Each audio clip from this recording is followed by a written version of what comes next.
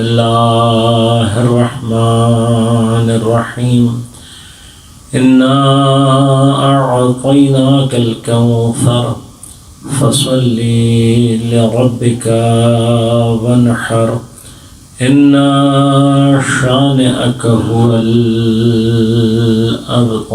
صلوات اللهم صل على محمد وآل محمد. مومنین کرام، سامعین محترم، عزیزان گرامی قدر، جیسا کہ آپ مستحضر ہیں، ایام شہادت مظلومہ کونین سلام اللہ علیہ کے سلسلے میں ان 5 روزہ مجالس کا انعقاد کیا گیا، اور میں نے ان 5 دنوں میں آپ کی خدمت میں گزارشات پیش کرنے کے لیے سورہ مبارکہ کوثر اور اس کی تفسیر کو موضوع قرار دیا۔ آپ کی خدمت میں سرنامہ کلام کے طور پر سورہ مبارکہ کوثر کی تلاوت کا شرف حاصل کیا۔ کوشش کروں گا کہ چند ایک مطالب آپ کی خدمت میں سورہ مبارکہ کوثر کے ضمن میں پیش کر سکوں۔ بسم اللہ بسم اللہ۔ دیکھیے، ہمارا عقیدہ ہے اس بات کا کہ قرآن کریم اللہ تبارک و تعالیٰ کا کلام ہے انسانوں سے، اور یقیناً قرآن کا ایک ہدف اور ایک مقصد پروردگار ہم سے ارتباط چاہتا ہے۔ جو گفتگو پروردگار نے ہم اور آپ سے کی ہے، اس گفتگو کو قرآن کہتے ہیں۔ لیکن یہ بات بہت واضح سی ہے، خود قرآن کریم نے اس کو بہت واضح طور پر سورہ مبارکہ آل عمران کی 7 اور 8 نمبر آیت میں اللہ تبارک و تعالیٰ نے بہت واضح طور پر یہ ارشاد فرمایا کہ اسی قرآن میں کچھ آیات ہیں جو کہ محکمات ہیں، ہن ام الکتاب، اور کتاب کا اکثریت جو حصہ ہے وہ یہی محکمات ہیں، لیکن اخر اس کے علاوہ جو ہیں وہ کیا ہیں؟ متشابہات۔ اس کے اندر آیات متشابہات ہیں۔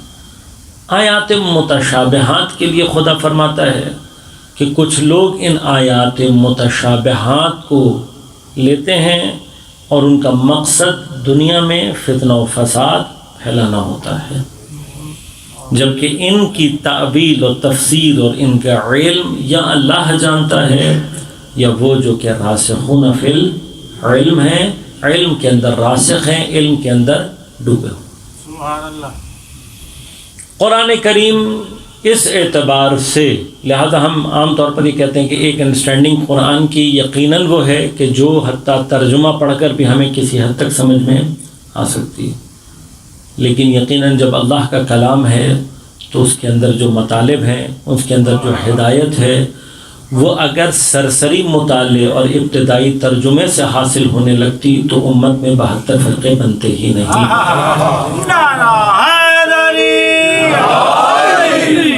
بس یقیناً قرآن کتاب ہدایت ہے، اس میں کوئی شک نہیں، لیکن میں تھوڑا سا ذرا ایک علمی مطلب آپ کی خدمت میں پیش کروں گا۔ یہ مطالب عام طور پر آپ کے ذہن میں ہوتے ہیں، لیکن تھوڑی سی توجہ انسان کے اوپر اور بہت سارے دروازے فکر کے کھولتے ہیں۔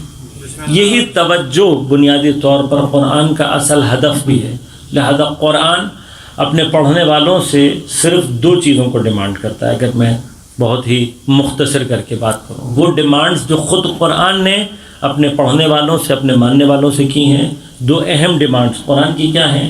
پہلی سورہ مبارکہ مزمل کی آخری آیت میں فرمایا کہ فَقْرَؤْا مَا تَيَسَّرَ، کتنا قرآن پڑھو؟ جتنا تم آسانی کے ساتھ پڑھ سکتے ہو، جتنا تمہیں میسر۔ لہذا یہ زیادہ قرآن پڑھنا اور خاص طور پر بغیر سمجھے ہوئے پڑھنا، یہ نہ قرآن کی خواہش ہے نہ وارث قرآن کی خواہش ہے۔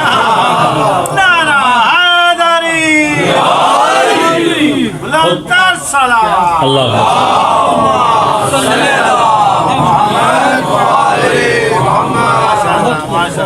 وارثان قرآن بہت واضح سی بات ہے۔ جب پیغمبر فرما گئے کہ انی تارکن فیکم الثقلین کتاب اللہ و عطرت اہل البیت، تو اہل بیت اطہار قرآن کے ہم وزن اور قرآن کے وارث۔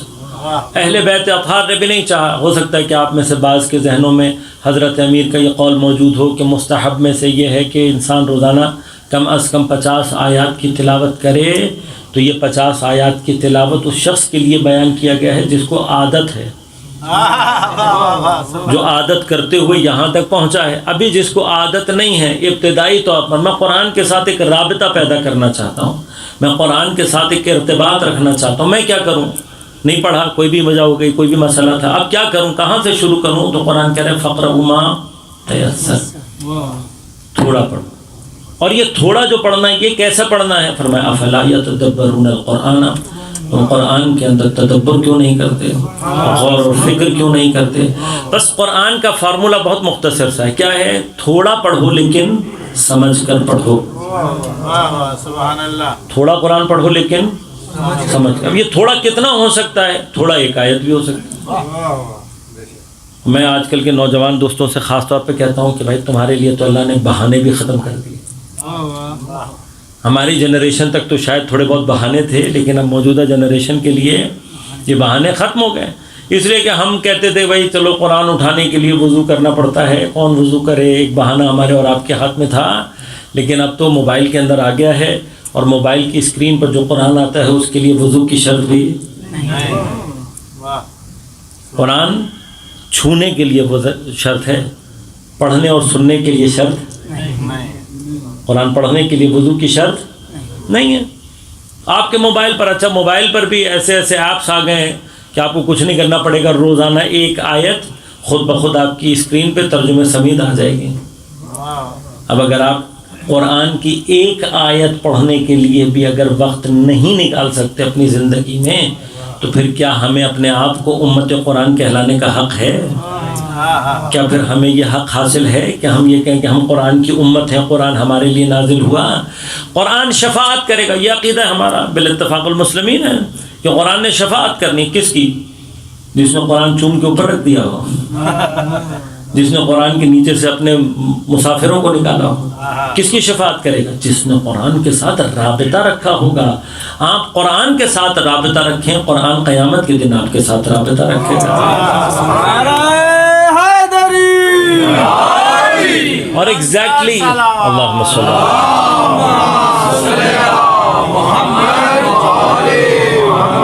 ایگزیکٹلی اہل بیت اطہار کی بھی شفاعت کا معنی اور مفہوم یہی ہے۔ آپ کی اور میری پرائورٹی لسٹ میں اگر اہل بیت ہیں تو قیامت کے دن ہم بھی ان کی پرائورٹی لسٹ میں ہوں گے۔ لیکن اگر میری پرائورٹی لسٹ کے ٹاپ پر اہل بیت نہیں ہیں اور میں یہ چاہتا ہوں کہ قیامت کے دن میں ان کی ٹاپ لسٹ پر رہوں پرائورٹی کے، تو ایسا آپ دنیا میں اہل بیت اطہار کو اپنی پرائورٹی لسٹ پہ ٹاپ پر لے آئیں، وہ دنیا میں بھی آپ کو پرائورٹی پہ رکھیں گے، آخرت میں بھی پرائورٹی۔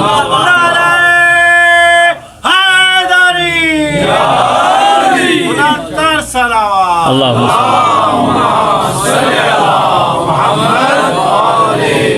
اور جب ہم یہ کہتے ہیں تو اس کا مطلب یہ نہیں ہے کہ ہر آدمی مولوی بن جائے۔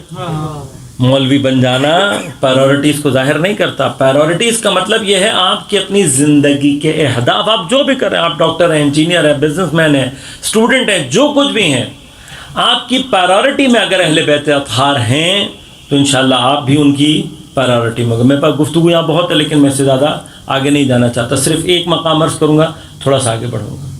یہ جو بہت سارا قرآن پڑھنا بغیر سمجھے کہ بھئی پڑھے جاؤ، سمجھنے کی کیا ضرورت ہے، پڑھنے کا ثواب تو مل جائے گا، یہ ہمارا کانسیپٹ نہیں تھا، یہ ہم سایوں سے آیا ہے، ہمارا نہیں تھا یہ کانسیپٹ۔ ایسا کوئی مکتب اہل بیت کا کانسیپٹ ایسا کوئی نہیں ہے کہ قرآن زیادہ سے زیادہ پڑھو بغیر سمجھے، یہ ہمارے ہاں کا کانسیپٹ نہیں ہے، اطراف میں کہیں سے آ گیا ہوگا۔ اب اس کی سب سے بڑی مشکل کیا ہے؟ دو باتیں ہیں، ہم نے بھی ایکسیپٹ کر لیا کہ ہاں بھائی بالآخر قرآن پڑھنے کا کوئی نہ کوئی تو ثواب ہے، یا بالآخر ہے نا۔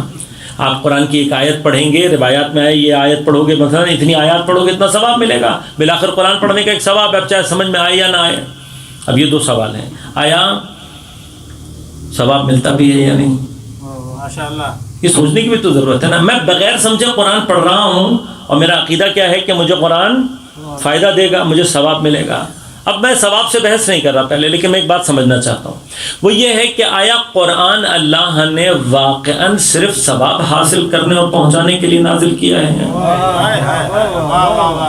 مثلا قرآن کو اللہ تعالیٰ نے یہ فرمایا ہو کہ نحن نزلنا ھذا القرآن، ہم نے اس قرآن کو نازل کیا تاکہ تم خود بھی ثواب کماؤ اور اپنے مردوں کو بھی ثواب بھیج دو۔ ایسی کوئی آیت آپ کو ملے تو مجھے بھی سنا دیجیے گا۔ میں نے جو قرآن پڑھا اور سمجھا تو مجھے قرآن ملا ھدی للناس وبینات، یہ قرآن ہم نے نازل کیا اس لیے کہ تاکہ لوگوں کو ہدایت مل سکے۔ اب بغیر سمجھے قرآن پڑھنے سے کس کو ہدایت مل سکتی ہے میں نہیں جانتا، لیکن ہمیں تو نہیں مل سکتی۔ آپ کو سمجھ میں ہی نہ آ رہا ہو آپ کیا پڑھ رہے ہیں تو کون سی ہدایت مل سکتی ہے، یہ میری سمجھ میں نہیں آتا۔ بس اب غور کیجیے گا، عدل اور ظلم کے درمیان میں کیا فرق ہے؟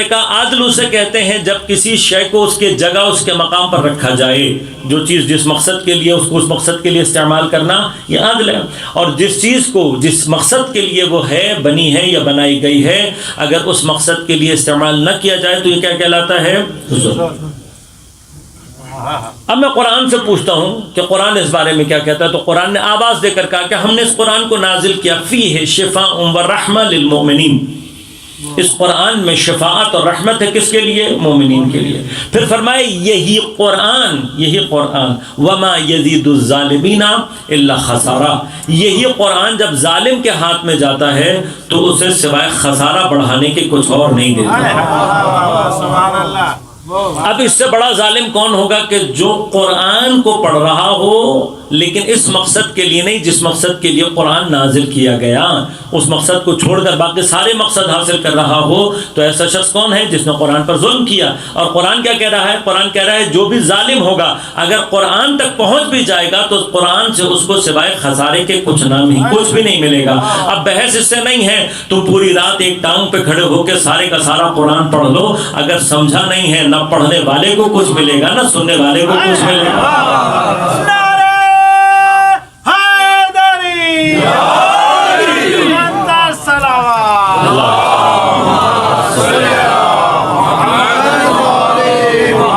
اب ایک چھوٹی سی مشکل اور حل کرتا چلا جاؤں، بالآخر اس کے پیچھے کوئی نہ کوئی ریزن تو ہوگا نا، کیوں آخر آپ اتنا زور لگا رہے ہیں اس بات پر کہ قرآن سمجھنے کو چھوڑو، صرف پڑھ پڑھ کر ثواب حاصل کر لو؟ وہاں ریزن ہے، وہ ریزن یہ ہے کہ وہ بھی بہت اچھی طرح سے جانتے ہیں کہ جس دن ان کی عوام نے قرآن سمجھ کر پڑھنا شروع کیا اس دن معلوم ہو جائے گا حق پر کون ہے اور باطل کون ہے۔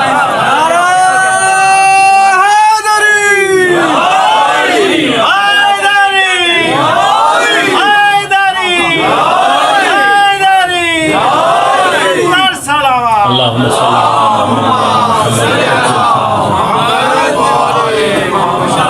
وہ قرآن تو بتا دے گا نا کہ کس کی فضیلت میں آیتیں نازل ہوئی ہیں اور کس کی مذمت میں نازل ہوئی ہیں۔ انعمت علیہم بھی پتہ لگ جائے گا اور مغضوب، قرآن تو دونوں کے بارے میں بتا دے گا۔ اب وہ چونکہ انہیں پتہ ہے لہذا وہ کہتے ہیں اس سے پہلے کہ پتہ لگے ان کو سمجھنے ہی نہ دو۔ لیکن ہمارے اور آپ کے لیے تو مرحلہ ہے نا عزیزوں، ہمیں اور آپ کو تو قرآن، لہٰذا یہ یاد رکھیے گا یہ امام حسین علیہ السلام اور یہ اہل بیت اطہار کا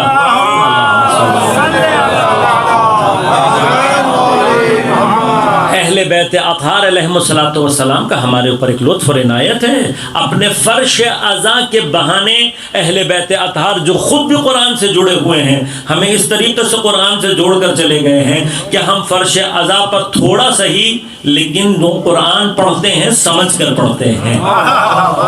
تو چاہے میرے گھر کے بچے حافظ قرآن نہ ہوں، چاہے میرے گھر کے بچوں کو بہت ہی لہک لہک کر قرأت کرنی نہ آتی ہو، لیکن مجھے اس بات کا اطمینان ہے کہ میرے بچے کو کم از kم یہ پتا ہے کہ آیے تطہیر کب اور کہاں اور کس کے لیے نازل ہوئی۔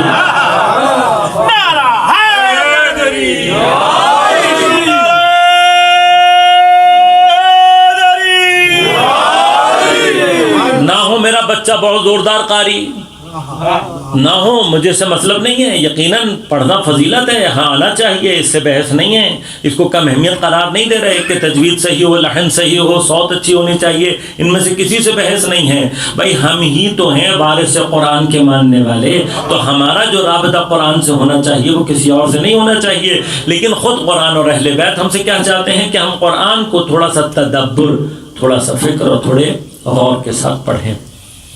لہذا بھی آج کا یہ مقدمہ بنا رہا ہوں کیونکہ یہ ایک ایسا مقدمہ ہے کہ جو اگر آپ کے ذہن میں بات پہنچا گیا تو انشاءاللہ طول عمر آپ کے ذہن میں باقی رہیں گی باتیں۔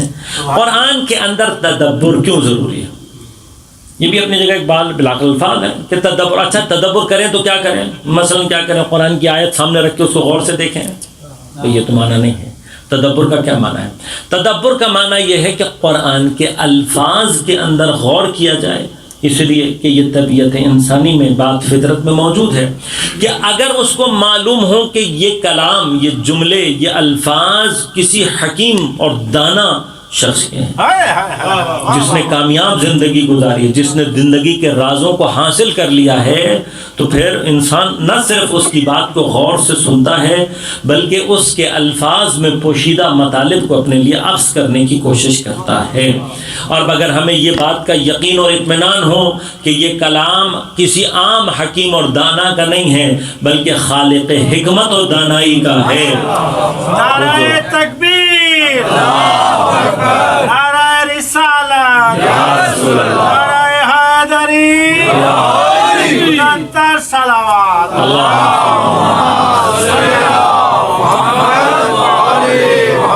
جب ایسی حکیم اور قدیر ذات کا کلام ہے تو پھر حق یہ ہے کہ تھوڑا سا تو غور و فکر زیادہ کی جائے. یہ غور و فکر، یہ تدبر کچھ ایسے دروازے ہدایت کے کھولتا ہے جو اگر آپ نے قرآن کو سمجھنے کی کوشش نہیں کی تو یہ قرآن دروازے کبھی بھی نہیں کھولتا.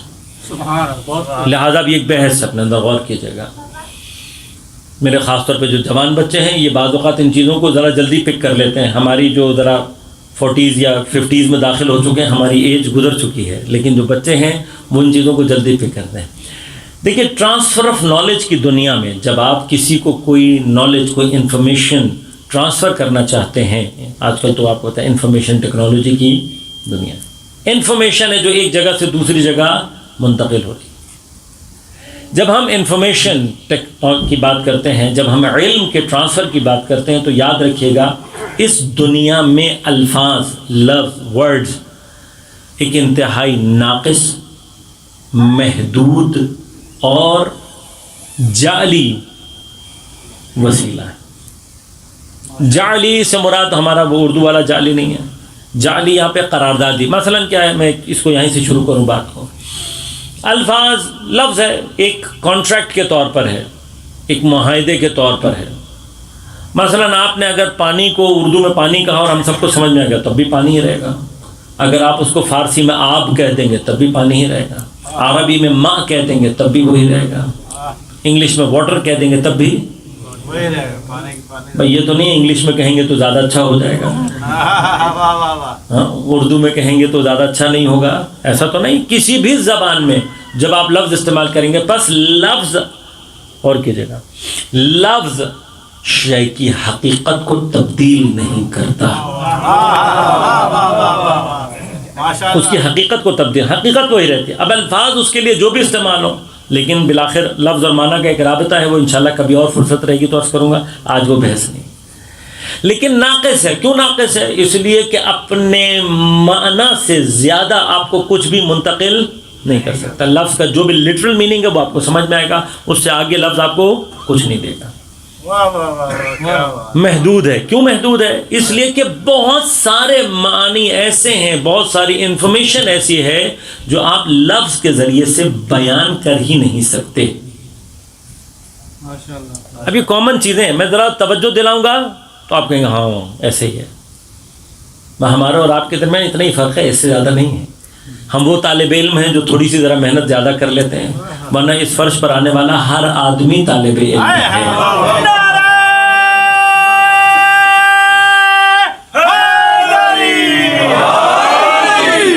میں ایک جگہ بات کر رہا تھا، مجھے الفاظ یاد آ گئے تو دوہرا دیتا ہوں یہاں پہ. میں نے کہا یہ دنیا کی واحد یونیورسٹی ہے جس میں ایڈمیشن کا کوئی کرائٹیریا نہیں ہے. کوئی ڈگری نہیں چاہیے، کوئی آپ کو پری ایجوکیشن ریکوائرڈ نہیں ہے، کوئی پری ریکویزٹس نہیں ہے، کچھ نہیں ہے، بس توفیق اور اوقات چاہیے. بے توفیقی اور بے اوقاتے کبھی بھی اس زمین پر آ ہی نہیں سکتے. لہذا یاد رکھیے گا جب بھی آپ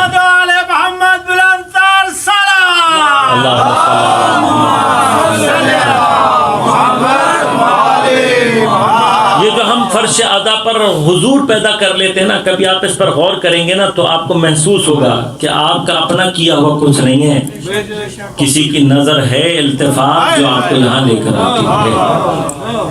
لہذا جن پر وہ نظر التفات نہیں ہوتی وہ سب کچھ رکھتے ہوئے بھی فرش پر آنے کی توفیق پیدا نہیں کرتے۔ لہذا تھوڑی سی توفیق چاہیے، تھوڑا سا حسب چاہیے، تھوڑا سا نسب چاہیے، اور جب تک یہ توفیق، یہ حسب، یہ نسب، یہ اوقات سیدہ کے دروازے سے نہیں ملتی، پیدا نہیں ہوتی۔ جناب سیدہ کی شان میں بلند تر صلوات۔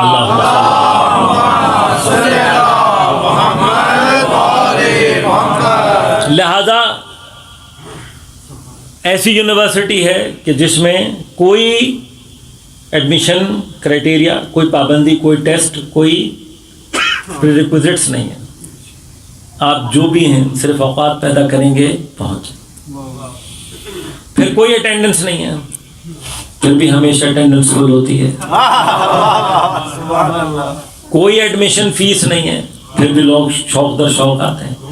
واحد ہے یونیورسٹی جو قلب اور عقل کو بھی غذا دیتی ہے، بدن کو بھی غذا دیتی ہے۔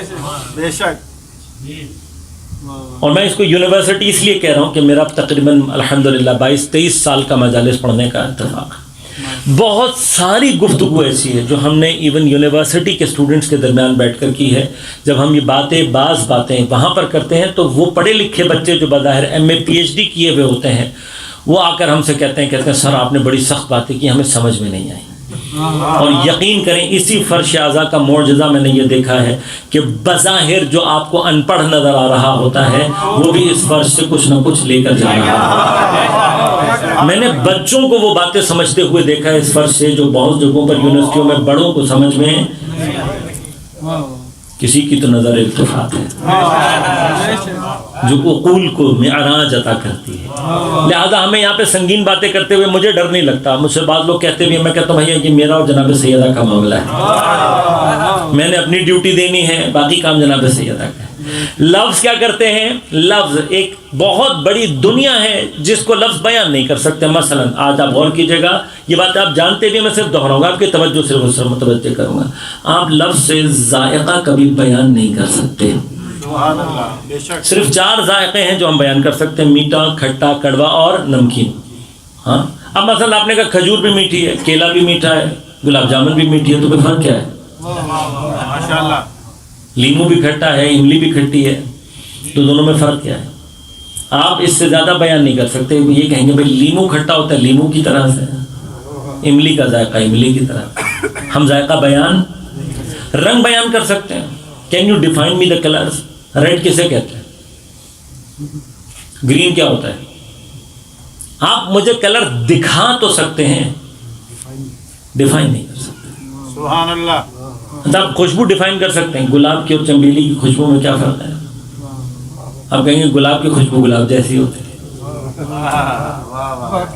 نہیں ڈیفائن کر سکتے نا۔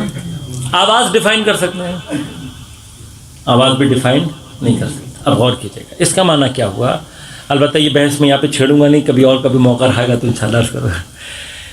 جو علم ہم اپنے حصوں سے، اپنی 5 سینسز سے حاصل کرتے ہیں، وہ الفاظ کے ذریعے علم سے زیادہ وسیع، زیادہ بہتر اور حقیقت کے نزدیک ہوتا ہے۔ وسیع ہوتا ہے نا بھائی۔ آپ نے جو کچھ دیکھا ہوا ہے نا وہ آپ کبھی بیان کر ہی نہیں سکتے الفاظ میں کریں۔ جو سنا ہوا ہے، جو احساس کیا ہوا ہے، بہت سارے احساسات ایسے ہیں جن کے لیے آپ کے پاس صرف لفظ ہے، آپ اس سے علاوہ اس کو ڈیفائن ہی نہیں کر سکتے۔ آپ کو خدا کا بھی ڈر ہوتا ہے، ہاں، آپ کو کسی ظالم کا بھی ڈر ہوتا ہے، آپ کو امتحان کا بھی ڈر ہوتا ہے، ہاں، محبوب کے بچھڑ جانے کا بھی ڈر۔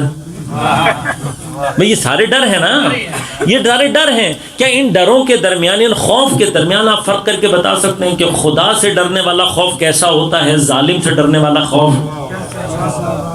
محبت اسی طرح سے۔ ہمارے پاس الفاظ نہیں ہیں، لہٰذا محسوسات کی دنیا، یاد رکھیے گا، ہم اپنے 5 سینسز سے جو سمجھتے اور سیکھتے ہیں اور درک کرتے ہیں، وہ دنیا زیادہ وسیع ہے اس دنیا سے جو الفاظ کے ذریعے سے انڈرسٹینڈ کی جا سکے۔ حس سے اوپر کا درجہ عقل کا ہے۔ عقل جب معقولات، عقل جب اپنا کام کرنا شروع کرتی ہے تو جو اس کی دنیا ہے وہ اس سے بھی زیادہ وسیع تر ہے، اور اس سے اوپر کا درجہ قلب کا ہے. وہ انشاءاللہ کبھی فرصت رہے گی تو تفصیل سے آپ کی خدمت میں عرض کروں گا. لیکن یہ آج سمجھانے کا مقصد کیا ہے کہ ان میں جو سب سے کم ترین مرحلہ ہے وہ مرحلہ ہے لفظ کا. اب اگر ہم یہ سمجھتے ہیں کہ قرآن یہی الفاظ تھے جو اللہ نے نازل کیے، اور یہی الفاظ کی صورت میں پیغمبر کے قلب پر مثلا وہاں سے آیت لکھی ہوئی آئی، یہاں سے کٹ کی یہاں پر پیسٹ کر دی، ایسا ہی ہے؟ ایسا نہیں ہے. چلیں یہ بھی ایک مثال دے جاتا ہوں، یہاں پہ بات بچوں کے لیے آسان ہو جائے گی. بچے آج کل کس کو زیادہ سمجھتے ہیں؟ جب آپ ایک جگہ سے کوئی الفاظ کٹ اور پیسٹ کر رہے ہوتے ہیں، اور کٹ اور پیسٹ کرنے کے بعد اس کو ایک جگہ سے دوسری جگہ پہ نقل کر رہے ہوتے ہیں، کیا وہ آپ الفاظ اٹھا کر یہاں سے وہاں پہ چپکا رہے ہوتے ہیں؟ نہیں. آپ اگر اس کے بیک سائڈ پر کمپیوٹر کی پروگرامنگ میں جائیں گے تو کمپیوٹر ان تمام چیزوں کو جس شکل میں لے رہا ہوتا ہے اور سمجھ رہا ہوتا ہے اور سمجھا رہا ہوتا ہے، وہ جو اس کا اوریجنل چیز ہے، اگر وہ آپ مجھ جیسے جاہل کو دکھائیں گے تو اس کو یہ نہیں پتہ لگے گا کہ کیا ہو رہا ہے. کیوں؟ کمپیوٹر صرف اسکرین پر مجھے اور آپ کو الفاظ روشن کر کے دکھاتا ہے. جب وہ لفظ روشن کر کے مجھے اور آپ کو لفظ کی شکل میں دکھاتا ہے تو میں اور آپ کو اس کو لفظ پڑھ رہے ہوتے ہیں. لیکن جو اس کی اوریجنل فائل جس ٹیکسٹ میں یا جس فارم میں ہوتی ہے وہ ٹیکسٹ فارم نہیں ہوتی.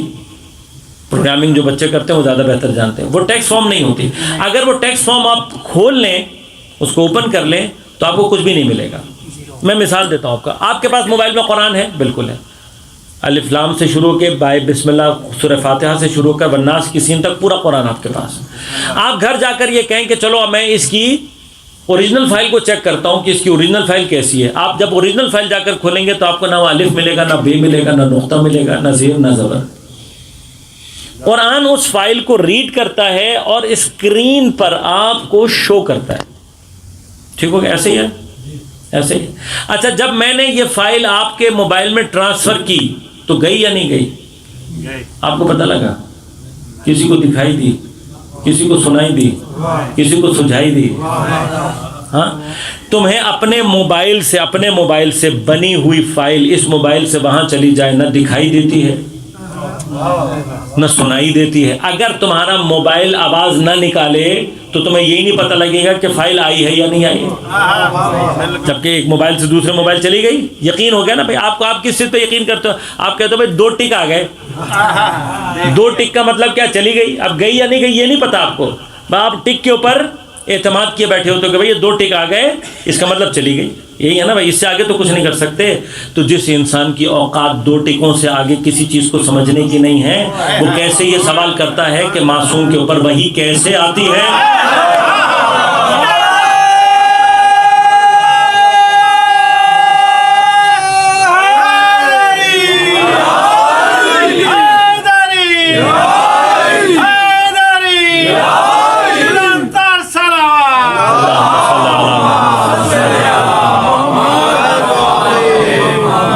اپنا بنایا ہوا میسنجر تو نظر نہیں آ رہا، خدا کا بنایا ہوا میسنجر سمجھ میں آئے گا. اچھا، ابھی اسی میں ایک عصمت کی ضرورت پر ایک بحث یہیں پر اپنے بچوں کو خاص طور پہ دے جاؤں. یہ بڑے کنفیوز ہو جاتے ہیں آج کل کی دنیا میں کہ بھئی معصوم کی ضرورت کیوں ہے. ہاں، اب جو سائبر سیکیورٹی والے ہیں ان کو زیادہ پتہ ہے.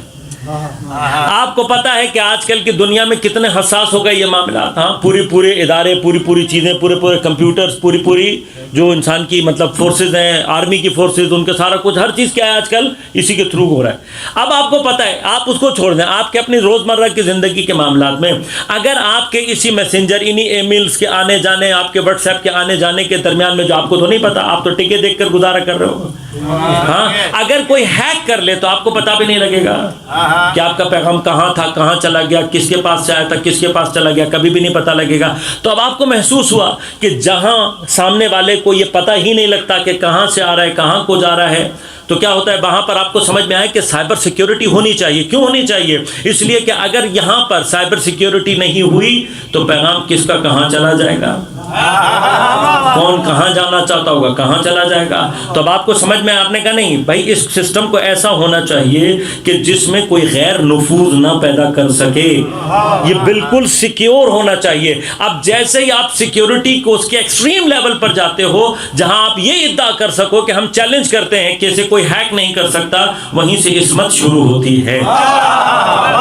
اب تمہیں اپنے سسٹمز کے درمیان تو سمجھ میں آ گیا کہ میرے میسنجرز کو کوئی ہیک نہ کرے، میرے اس سسٹم کے درمیان میں کوئی کودے نہیں، تاکہ میری کمیونیکیشن میرے لوگوں کے ساتھ صحیح رہے، جو مجھ تک آنا چاہتا ہے وہ مجھ تک آئے۔ ایسا ہی ہے نا بھائی، آپ نے لوکیشن بھیجی اپنی اسی لیے کہ بندہ آپ تک آئے، اگر کوئی ہیک کر کے آپ کا بندہ کہیں اور پہنچا دے تو کیا ہوگا؟ نہیں چاہتے آپ تو۔ آپ نے کیا کہا؟ سائبر سیکیورٹی ایسی ہونی چاہیے کہ میرا بندہ مجھے تک پہنچے۔ بھائی اسی خاطر خدا نے معصومین کو بھیجا اور یہ کہہ کر بھیجا کہ مجھے اطمینان ہے، انما یرید اللہ لیذھب عنکم الرجس اہل البیت ویطہرکم تطہیرا۔ میں نے تمہیں اتنا پاک کر کے بھیج دیا ہے کہ اب شیطان جتنا مرضی زور لگا لے تمہارے اندر نفوذ نہیں پیدا کر سکتا۔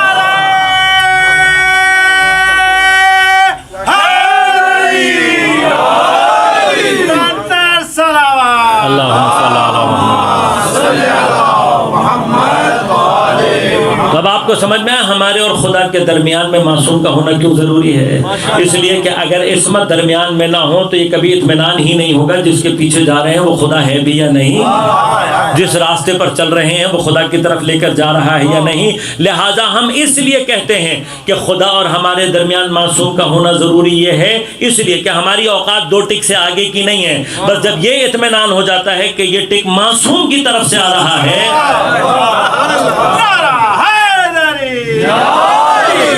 لہذا حقیقت بھائی انشاءاللہ کبھی موقع رہے گا تو عرض کروں گا، لیکن ہم اور آپ اس بات کو جو اپنی بنائی ہوئی چیزوں میں ڈیٹیکٹ نہیں کر سکتے کہ کب میسج آیا کب گیا، ان کو کیا پتہ لگے گا فرشتہ کب آیا، وہی کب نازل ہوئی اور کب گئی۔ تو اب جیسے یہ فائل ہے، اب غور کریں، یہ فائل جب آپ نے بھیجی، یہ فائل ہے جو اوریجنل فائل ہے۔ اب یہ جو اوریجنل فائل ہے، آپ کو میں نے کہا آپ نے جا کر اپنے گھر میں کمپیوٹر پہ لگا دیا، فائل بنی تھی کس کے لیے؟ مثلا آپ کے اینڈرائڈ کے لیے، آپ نے جا کے ونڈوز پر کھول دی، کھلے گی؟ نہیں کھلے گی، اور جو چیز نظر آئے گی وہ قرآن ہوگا؟ نہیں ہوگا۔ تو کون ریڈ کر سکتا ہے اسے؟ جس کے پاس سافٹ ویئر ہو، جس کے پاس سافٹ ویئر ہوگا۔ اچھا اب ہوتا کیا ہے؟ ہوتا یہ کہ جب آپ نے قرآن کو اپنے پاس سیو کر دیا موبائل میں، تو موبائل میں سیو ہونے کے بعد یہ قرآن جو اپنی اوریجنل فائل میں ہے، ابھی یہ ہم الیکٹرانک فائل کی بات کر رہے ہیں اس کی، ہاں الیکٹرانک فائل، لیکن الیکٹرانک فائل میں اور وہ جو قرآن آپ کی اسکرین پر شو کرتا ہے، ان دونوں کے درمیان میں ایک چھوٹا سا فرق بتا رہا ہوں اور پھر آگے بڑھ کر بات کو یہاں پہ آج ختم کروں گا کہ جو کمپیوٹر ہے آپ کا، جو موبائل ہے آپ کا، اس کے پاس ہے اوریجنل فائل، الیکٹرانک فائل ہے لیکن اوریجنل ہے، وہ آپ کو قرآن شو کر کے دکھائے گا۔ اب اگر آپ قرآن کی ریسائٹیشن خود موبائل کے اوپر تیز ترین بھی لگا دیں، وہی ریسائٹ آپ کو کر کے سناتا ہے نا، میں قرآن ریسائٹ بھی کر کے سنائے گا، آپ نے ریسائٹ کر کے بسم اللہ سے لگا دیا آخر تک، تیز ترین بھی لگائیں گے تو کچھ نہ منٹ لگیں گے نا، بہت تیز اسپیڈ میں بھی آپ کریں گے، قرآن کو پڑھائیں گے تو کم از کم 1 سے 1.5 گھنٹہ پورا قرآن پڑھنے میں لگ جائے گا، اس سے زیادہ ہاں آٹومیٹک ہے، حالانکہ غلطی کا بھی کوئی امکان نہیں ہے، لیکن آپ بہت زیادہ، چلو 1.5 نہیں 1 گھنٹہ لگ جائے گا، سبحان اللہ، اس سے کم میں نہیں ہو سکتی ریسائٹیشن، وہ جو ہو رہی ہوگی پھر وہ ریسائٹیشن نہیں کہلائے گی، لیکن اس سے تیز نہیں ہو سکتی۔ لہذا بہت سارے لوگوں کے ذہن میں یہ سوال رہتا ہے کہ حضرت امیر علیہ الصلوۃ والسلام کے بارے میں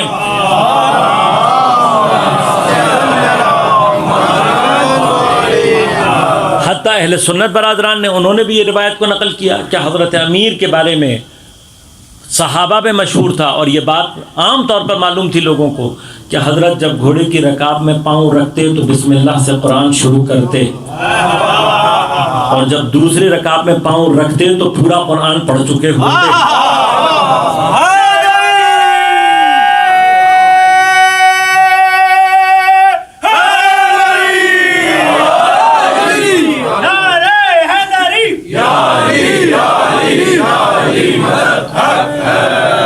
آپ نے نعرہ لگا لیا، اب میں آپ سے پوچھوں کیسے؟ تو جب میں آپ سے پوچھوں گا کیسے تو پھر یہاں سے مشکل شروع ہو جاتی ہے۔ بھائی ٹھیک ہے آپ نے نعرہ لگا لیا، ہم بھی بہت عرصے تک نعرہ لگاتے رہے، لیکن کبھی کبھار تو ہمارے بھی ذہن میں سوال اٹھتا ہے کہ بھائی انسان ہے، ہاں قرآن پڑھے گا، جو تیز ترین حافظ ہے وہ 90 منٹ میں بہترین قرات، صحیح قرات دنیا میں جو آج تک فاسٹسٹ ہے پورے قرآن کی، وہ 90 منٹ کا ریکارڈ ہے، 3 منٹ میں ایک جو ہے۔ آپ کمپیوٹر پہ اپنے موبائل پہ اور تیز کر لیں گے تب بھی 1 گھنٹہ لگے گا، کہاں 1 گھنٹہ اور کہاں کچھ سیکنڈ۔ تو عقل تھوڑی دیر کے لیے تو پھنس جاتی ہے نا، کچھ دیر کے لیے تو آدمی سوچتا ہے بھائی کیسے پاسبل ہو سکتا ہے، تو یہ اگر آپ کو آج ہمیں ٹیکنالوجی سے بھی سمجھ میں نہ آئے تو کب سمجھ میں آئے گا؟ ٹیکنالوجی کا فائدہ یہ ہے جتنا علم بڑھتا ہے اتنے اہل بیت خود بخود سمجھ میں آنا شروع ہو جاتا ہے۔ لہذا اب آپ کو دلیل دے رہا ہوں، آپ کو انشاءاللہ بات پہنچے گی۔ اب آپ غور کیجئے گا کہ یہی موبائل جب آپ اس کو ریسرٹیشن پہ لگا رہے ہیں تو یہ 1 گھنٹہ لے رہا ہے، لیکن جب اسی قرآن کو آپ کہتے ہیں کہ مجھے قرآن کا فلاں لفظ تلاش کر کے دو کہ یہ لفظ قرآن میں کتنی جگہ استعمال ہوا ہے، تو پھر وہ کیا کرتا ہے؟ وہ اوپر سے ریسائٹ نہیں کرتا، قرآن کو اوپر سے تو نہیں کرتا ریسائٹ، وہ اس کی اوریجنل فائل کو جا کر کیا کرتا ہے؟ سرچ کرتا ہے، اور جب اوریجنل فائل اس کے اندر موجود ہوتی ہے اس کو سرچ کرتا ہے تو ود ان سیکنڈز آپ کو وہ الفاظ لا کر دکھا دے گا کہ قرآن میں یہ لفظ اتنی جگہ پر قرآن میں استعمال ہوا ہے۔ کوئی بھی لفظ آپ جب قرآن کا ڈالیں گے وہ آپ کو فوراً ود ان سیکنڈز بتائے گا یہ قرآن کا لفظ اتنی جگہ استعمال ہوا ہے۔ اب یہاں پہ فرق کیا ہے؟ جس چیز کے اندر قرآن کی اوریجنل فائل ہے اس کو، اس پوری اوریجنل فائل کو کھنگالنے میں سیکنڈ نہیں لگتے۔ بس یہ یاد رکھنا کہ یہی فرق ہوتا ہے حافظ قرآن میں اور وارث قرآن میں۔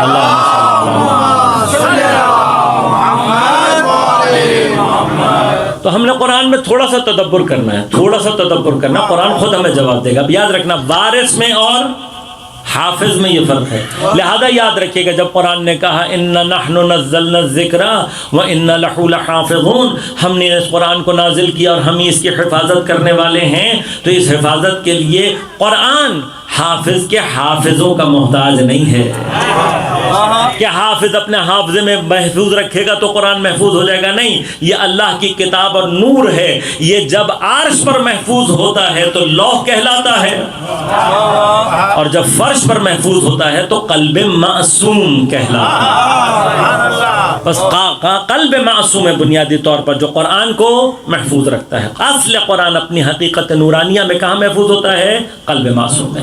اب یہ جو آپ غور کیجئے گا، اب میں نے آپ کو درجات بتا دیے، لفظ سب سے زیادہ ضعیف مرحلہ ہے ٹرانسفر آف نالج میں، انتقال معنی میں، کسی چیز کو سمجھانے کے لیے لفظ ایک بہت ہی ضعیف سا میڈیم ہے، لیکن اللہ نے مجھ سے اور آپ سے بات کرنے کے لیے، ہدایت پہنچانے کے لیے سب سے ضعیف میڈیم کو استعمال کیا ہے۔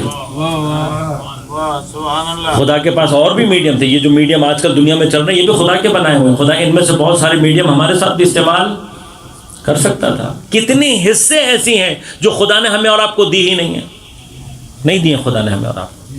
دیکھیں میں ایک چھوٹی سی مثال دیتا ہوں، جی پی ایس جس کے ذریعے سے آج آپ لوکیشن اپنی فائنڈ کرتے ہیں، نیئرسٹ لوکیشن آپ کو بتاتی ہے، یہ آپ نے آج دریافت کی ہے، لیکن آپ سے پہلے اللہ تعالیٰ نے کیڑے مکوڑوں کو عطا کی ہوئی تھی۔ شہد کی مکھیوں میں جی پی ایس موجود، چونٹیوں کے اندر جی پی ایس موجود، انشاءاللہ اس کی تفصیل کبھی موقع رہے گا تو تفصیل الگ بیان کروں گا، تفصیل الگ بیان کر دوں گا، لیکن انہی چیزوں کے ذریعے سے تو ہم نے، یہ آیات الہیہ ہیں، ان کے ذریعے سے ہم نے بہت ساری چیزوں کو سمجھنا ہے۔ اب میں نے چونٹی کا نام لے دیا تو ایک چھوٹی سی چیز یہاں پر کہہ کے آگے بڑھ جاؤں گا، کیونکہ یہ چھوٹی چھوٹی باتیں ہیں بعض جو ہمارے ذہنوں میں الجھی بھی ہوتی ہیں۔ ہاں بعض اوقات ہمارا ضرورت سے زیادہ ذہن سائنٹیفک ہو جائے تب بھی نقصان پہنچ جاتا ہے، فلسفی ہو جائے تب بھی نقصان پہنچاتا ہے۔ لہذا غور کیجیے گا، اکثر ایک بہت بڑی دنیا ہے، تھوڑا سا ذرا معقولات کی دنیا میں آگے چلے جاتے ہیں تو ان کا فوراً یہ کیسے ہو سکتا ہے، عقل میں نہیں آتی بات۔ بھائی تمہاری عقل میں نہیں آ رہی تو عقل ٹھیک کرو۔ اہل بیت کو یاد رکھیے گا، اہل بیت کو ہم نے عقل سے ٹھیک نہیں کرنا، اہل بیت سے اپنی عقلوں کو ٹھیک کرنا ہے۔ جب ہم اہل بیت کے لیے اپنی عقلیں لگانے لگتے ہیں نا تو پھر ہم غلط راستے پر چلے جاتے ہیں، اس لیے کہ کمیونیکیشن الٹی ہو جاتی ہے۔ عقل نے اہل بیت سے اپنے آپ کو سمجھانا ہے، لہذا چھوٹے چھوٹے مسئلے ہیں، کہتے ہیں کہ جی یہ کیسے ہو سکتا ہے، اگر خیبر کا دروازہ اتنا بھاری تھا تو حضرت نے ایک ہاتھ سے درخت، اپنے ایک ہاتھ سے پورا دروازہ اکھاڑ، نہیں سمجھ میں آتا کیسے ہو سکتا ہے، تو ہم نے کہا مثال ہے آپ کے اپنے سامنے کہ ابھی تو آپ نے دریافت کیا ہے۔ کہا کیا؟ میں کہا آپ نے کبھی پڑھا ہے کہ چونٹی دنیا میں ایک ایسا حشرہ ہے کہ جو اپنے دانتوں سے اپنے وزن سے 200 گنا زیادہ بھاری چیز اٹھا سکتی ہے. 200 ٹائمز. یعنی اگر فرض کریں ایک مثلا فرض کریں کہ 1 گرام کی اگر چونٹی ہے، اگر 1 گرام کی چونٹی ہو تو 200 گرام کا وزن اپنے دانتوں سے اٹھا سکتی ہے. میں کہا اب یہ بتاؤ کہ 70 کلو کا آدمی ہو تو 200 ٹائم کا مطلب کتنا بنتا ہے؟ ہاں 1400، یعنی تقریباً 1.5 ٹن.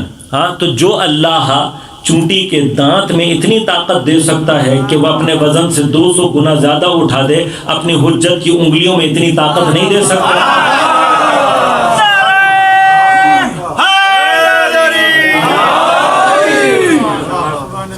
مثال موجود ہے، اللہ نے میرے اور آپ کے سامنے مثالیں رکھی ہیں. اب یہ GPS وغیرہ یہ ساری چیزیں آلریڈی موجود ہیں، یہ ہم نے اور آپ نے آج دریافت کی ہیں، لیکن اللہ نے ہمیں اور آپ کو نہیں دی، چونٹی کو دے دی. ہمیں اور آپ کو نہیں دی، شہد کی مکھی کو دے دی.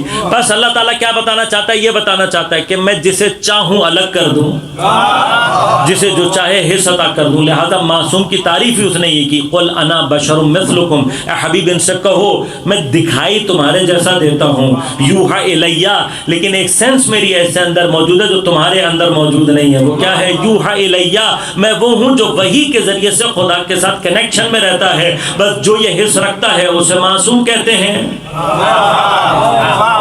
اور جو یہ حص نہیں رکھتا اسے غیر معصوم کہتا ہے. ان دونوں میں فرق کتنا ہے وہ انشاءاللہ کبھی موقع رہا تو تفصیل صاحب کی خدمت میں عرض کروں. اب قرآن ہے الفاظ، ان الفاظ یہ لفظ جو کہ ایک بہت ہی ضعیف سا میڈیم ہے، اللہ نے استعمال کیا ہے قیامت تک کے ہماری ہدایت کے لیے. تو واحد راستہ قرآن کے اس الفاظ کے محدود ذخیرے سے لامحدود ہدایت کو نکالنے کا کیا ہے؟ لامحدود ذخیرہ نکل سکتا ہے جب ہم قرآن کے اندر تدبر کرنا شروع کریں. اب تدبر کیا ہے؟ تدبر کی ابتدا یہ ہے کہ جب ہمیں پتہ ہے کہ کسی حکیم اور دانا کا کلام ہے تو ہم یہ سوچیں کہ اس نے یہ الفاظ استعمال کیوں کیے. اور جب کبھی حکیم اپنی فصاحت اور بلاغت کے جوہر بکھیرنے پر آتا ہے تو یاد رکھے گا کلام کو طولانی نہیں کرتا، مختصر کر کے ایسے دروازے کھول دیتا ہے کہ اس کے ایک جملے کو پڑھنے والے قیامت تک اس سے اپنے لیے مطالب نکالتے رہتے ہیں. جب ایک عام حکیم اور دانا یہ کام کر سکتا ہے تو خالق حکمت اور دانائی جب اپنی فصاحت اور بلاغت کے بحر بے کراں کو جاری کرتا ہے تو وہ اپنے حبیب پر کوثر کو نازل کر دیتا ہے. نعرہ تکبیر، نعرہ رسالت، نعرہ حیدری، جناب سیدہ کی شان میں بلند تر صلوات.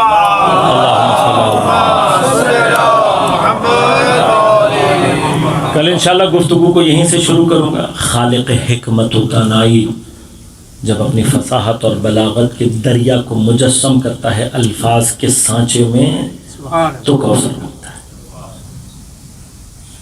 یہ کیا مقام ہے انشاءاللہ عرض کروں گا. لیکن کسی کی فضیلت کے لیے خالق حکمت و دانائی فصاحت کے جوہر بہا دے. اگر وہ ذات سیدہ کی ہو تو انسان سوچے کہ سیدہ کی فضیلت عند اللہ کیا ہو. وہ بی بی جس کا مقام عند اللہ ہے، وہ اللہ اپنے نزدیک کسی کے مقام کو اگر ظاہر کرنا چاہتا ہے تو پھر بہترین راستہ اس کے لیے کیا ہے؟ اپنے حبیب کے ذریعے سے. لہذا تمام مسلمانوں میں بالاتفاق یہ مسئلہ ہے کہ پیغمبر کے عمل کو پرکھا جاتا ہے، پیغمبر کے عمل کو دیکھا جاتا ہے. پیغمبر جیسا عمل انجام دیتے ہیں ہم حکم کو اسی اعتبار سے اپنے لیے حاصل کر لیتے ہیں. مثلا اگر پیغمبر کسی کام کو کبھی انجام دیں اور کبھی انجام نہ دیں تو ہمیں سمجھ میں آ جاتا ہے کہ یہ واجب نہیں. پیغمبر خود انجام نہ دیں مگر کسی اور کو دیکھ کر کے ہاں یہ تم نے اچھا کام کیا تو ہمیں پتہ لگ جاتا ہے مستحب ہے لیکن اتنا مؤکد نہیں. بعض عمل ہم نے ایسے دیکھے کہ پیغمبر نے کبھی ترک نہیں کیے لیکن ساتھ ساتھ لوگوں کو بتا دیا کہ دیکھو یہ مستحب ہے، میں ترک نہیں کر رہا اس لیے تاکہ تمہیں یہ سمجھ میں آ جائے کہ یہ سب سے مؤکد ہے. لیکن جہاں واجب کی بات آ جاتی وہاں پیغمبر سے کبھی بھی اس کا ترک ممکن ہی نہیں. تمام واجبات میں نے اٹھا کر پیغمبر کی حیات میں دیکھے، میں نے پیغمبر کا کوئی واجب اس طریقے سے نہیں دیکھا جیسا میں نے سیدہ کے احترام کرنے کے عمل کو پیغمبر سے دیکھا. جناب عائشہ روایت کرتی ہیں، ام المومنین روایت کرتی ہیں پیغمبر کو بڑے نزدیک سے دیکھا ہوا ہے انہوں نے، اور یہ روایت ہے اس کو اہل سنت نے اپنی کتابوں میں نقل کیا کہ کلما، جب بھی، کبھی ایسا نہیں ہوا، کلما جب بھی سیدہ داخل ہوتی پیغمبر اپنے تمام قد کے ساتھ کھڑے ہو جاتے. کتنا احترام کرتے ہیں پیغمبر کا ہمیشہ. کبھی اگر پیغمبر اتنے والہانہ طریقے سے، میں نے کبھی پیغمبر کو دوڑتے ہوئے نماز پڑھتے ہوئے نہیں دیکھا، جبکہ قرآن کئی جگہوں پہ کہتا ہے فَسْعَوْا إِلَىٰ ذِكْرِ اللَّهِ، اللہ کے ذکر کی طرف صحیح کرو، یہ قرآن کا حکم ہے. لیکن میں نے پیغمبر کو کبھی نماز جمعہ یا نماز کے لیے دوڑتے ہوئے نہیں دیکھا. لیکن جناب عائشہ کہہ رہی ہیں، اور یہ رہبر معظم کی علمی بصیرت کا ایک بہت زبردست مقام ہے کہ یہ روایت اس شکل میں کئی 100 سالوں سے ہمارے پاس موجود ہے، لیکن کسی نے اس میں اتنی دقت نظر نہیں کی جتنی رہبر نے کی. رہبر نے کہا یہاں پر جو روایت کو نقل کیا گیا تو نہیں کہا گیا قام لہا. اگر کہا جاتا قام لہا اس کا مطلب پیغمبر کھڑے ہوتے تھے جناب سیدہ کے لیے. کر روایت نقل کرنے والے نے کہا قام الیہا کا قامہ جب الہ کے ساتھ آ جائے تو صرف کھڑے ہونے کا مطلب نہیں دیتی، بلکہ اس کا معنی کیا ہے؟ کھڑے ہو کر دوڑتے ہوئے سیدہ کے پاس. جب بھی سیدہ داخل ہوگی پیغمبر کھڑے ہو کر دوڑتے ہوئے سیدہ کے پاس جاتے، تو سیدہ کے پیشانی کا بوسہ لیتے، سینے سے لگاتے، اپنی جگہ پر کھڑا کر کے اس وقت تک کھڑے رہتے جب تک سیدہ بیٹھی تھی. اب مجھے مسلمان صرف سوچ کر بتا دیں کہ پیغمبر نے اگر سیدہ کا احترام اس طریقے سے کیا اور کبھی ترک نہیں کیا تو اس کا معنی کیا ہے؟ جب پیغمبر پر یہ واجب اس طریقے سے موجود ہے تو پھر امت پر کتنا بڑا واجب ہونا چاہیے. لیکن اگر کسی محفل میں سیدہ آ جائیں اور لوگ سیدہ کا استقبال نہ کریں،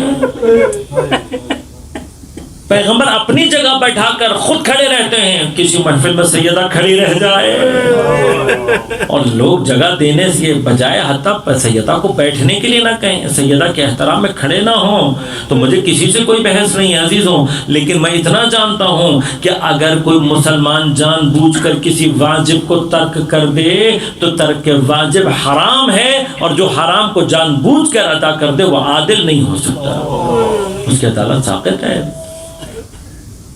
سیدہ اسی لیے ہمیں یہ چیزیں اب سمجھ میں آتی ہیں. کچھ کام سیدہ نے صرف اور صرف ظالموں کے چہرے سے نقاب ہٹانے کے لیے انجام دیے، لیکن سیدہ کو کتنی محبت ہے، سیدہ سے کتنی محبت ہے پیغمبر کو.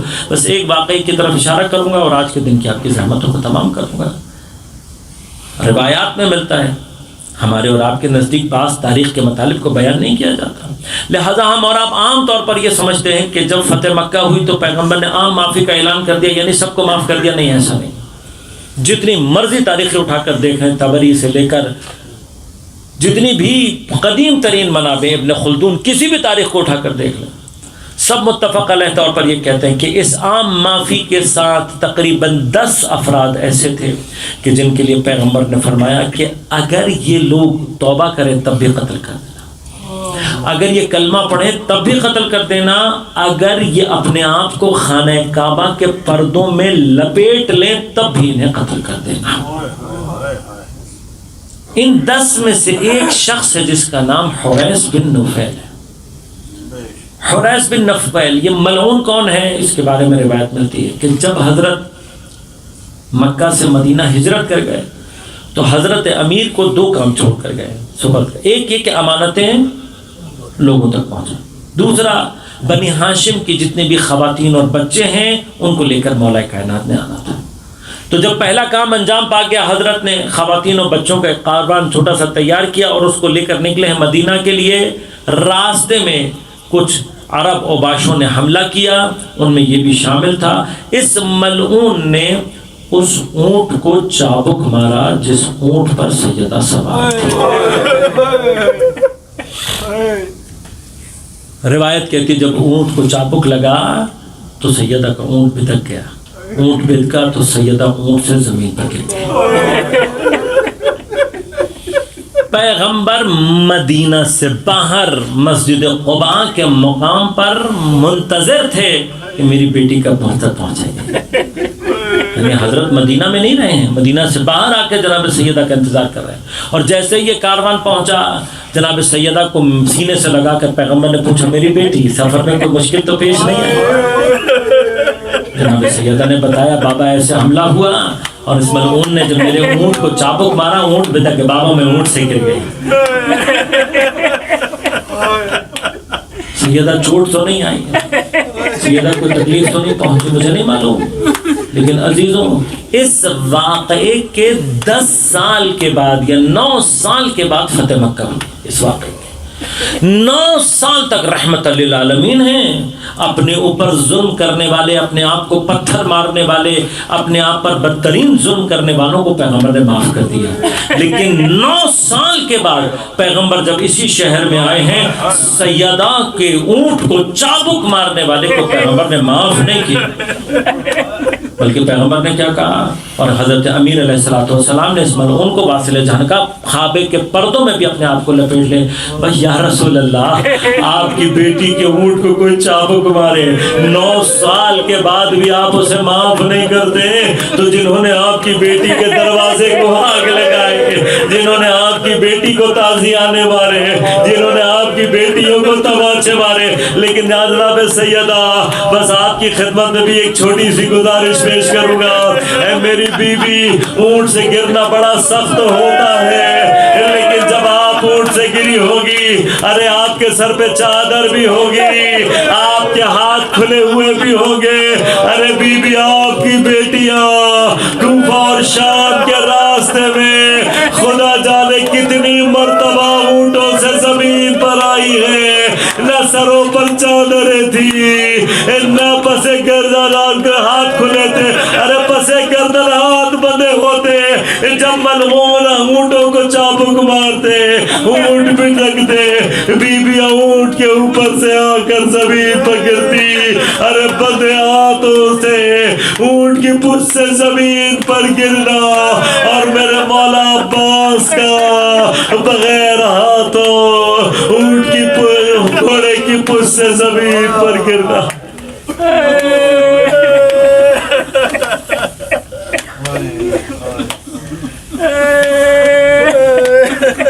الا ولعنۃ اللہ علی القوم الظالمین وسيعلم الذين ظلموا أي منقلب ينقلبون. بار الہ بحق زہرا و ابیہا و بعلہا و بنیہا، ہماری عبادت کو اپنی بارگاہ میں قبول و منظور فرما. بحق زہرا و ابیہا و بعلہا و بنیہا، منتقم زہرا، منتقم کربلا، منتقم اسیران کربلا، امام زمان عجل اللہ تعالیٰ فرجہ شریف کے ظہور میں تعجیل فرما. بار الہ بحق زہرا و ابیہا و بعلہا و بنیہا، تمام علماء مراجع ظام کی حفاظت فرما. بار الہ جہاں جہاں دنیا میں مومنین مسلمین جہاں آباد ہیں ان سب کو اپنے حفظ امان میں رکھ، ان کی پریشانیوں کو دور فرما، مشکلات کو آسان فرما. جہاں جہاں مومنین و مسلمین جہاں باطل سے برسر پیکار ہیں بار الہ ان کو نصرت و کامیابی عنایت فرما. بالخصوص غزہ اور فلسطین کے مسلمانوں کو نصرت و کامیابی عنایت فرما. بار الہ بحق زہرا و ابیہا و بعلہا و بنیہا، جتنے مومنین جہاں جہاں دنیا میں موجود ہیں بار الہ ان سب کو اپنے حفظ امان میں رکھ، پریشانیوں کو دور فرما، مشکلات کو آسان فرما، بیماروں کو صحت کامل عاجل عنایت فرما. بار الہ ہم سب کو امام زمان عجل اللہ تعالیٰ فرج الشریف کے اعوان انصار میں شمار ہونے کی توفیق عنایت فرما. بار الہ بحق زہرا و ابیہا و بعلہا و بنیہا. حاضرین یہاں پر جتنے بھی ہیں بار الہ ان کے مرحومین، اس ادارے کو قائم کرنے والے جتنے بھی افراد ہیں، اس مجلس کو برپا کرنے والے جتنے افراد ہیں، اس میں کسی بھی عنوان سے شرکت کرنے والے، خصوصاً جتنے بھی مختلف ڈیوٹیز دینے والے افراد بار الہ ان سب کی توفیقات میں اضافہ فرما، ان کے مرحومین کی مغفرت فرما. ربنا تقبل منا انک انت السمیع العلیم برحمتک